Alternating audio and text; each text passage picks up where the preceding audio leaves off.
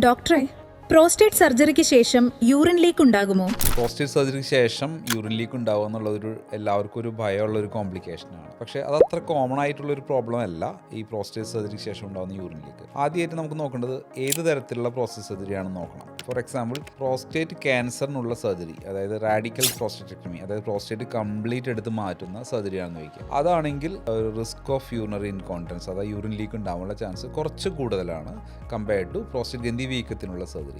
അതിൽ തന്നെ ഇപ്പോൾ റോബോട്ടിക് റെറ്റ്സിയ സ്പെയറിംഗ് പ്രോസ്റ്റേറ്റക്ടമി എന്നുള്ളൊരു പുതിയ മെത്തേഡ് ഉണ്ട്. അതിൽ വളരെ കുറവ് റിസ്ക്കേ ഉള്ളൂ യൂറിൻ ലീക്ക് വരാനുള്ള. ഏകദേശം 3% രോഗികളിലാണ് യൂറിൻ ലീക്കിനുള്ള ചാൻസ് ഉള്ളത്. ഇത് റോബോട്ടിക് റെറ്റ്സിയ സ്പെയറിംഗ് പ്രോസ്റ്റേറ്റക്ടമി എന്നുള്ള മെത്തേഡ് ചെയ്താൽ. ഇനി നമുക്ക് നോക്കാം പ്രോസ്റ്റേറ്റ് ഗ്രന്ഥി വീക്കത്തിനുള്ള സർജറികളായ TURP, ഹോലിപ്പ് മുതലായ സർജറികളിൽ റിസ്ക് എന്താണെന്ന് നോക്കാം. ഇത് യൂറിൻ ലീക്കിനുള്ളത്. അതിൽ യൂറിൻ ലീക്ക് വരാനുള്ള റിസ്ക് വളരെ കുറവാണ്. 0.5% എന്ന് പറയുന്നത്. 200 രോഗികളിൽ ഓപ്പറേറ്റ് ചെയ്താൽ ഒരാൾക്ക് ഉണ്ടാവാനുള്ള ചാൻസ്. എൻ്റെ പേഴ്സണൽ എക്സ്പീരിയൻസ് പറയുന്നുണ്ടെങ്കിൽ ഈവൻ 200 ഒരാൾക്ക് വരുന്നത് പോലും ഒരു ടെമ്പററി യൂറിനറി ഇൻകോണ്ടിനൻസ് ആയിട്ടാണ് ജനറലി കാണാറുള്ളത്. അതായത് ഒരു 2 ആഴ്ചയോ 3 ആഴ്ചയോ കഴിഞ്ഞിട്ട് ഈ യൂറിൻ ലീക്ക് കംപ്ലീറ്റ്ലി റിക്കവർ ചെയ്യാറുണ്ട്.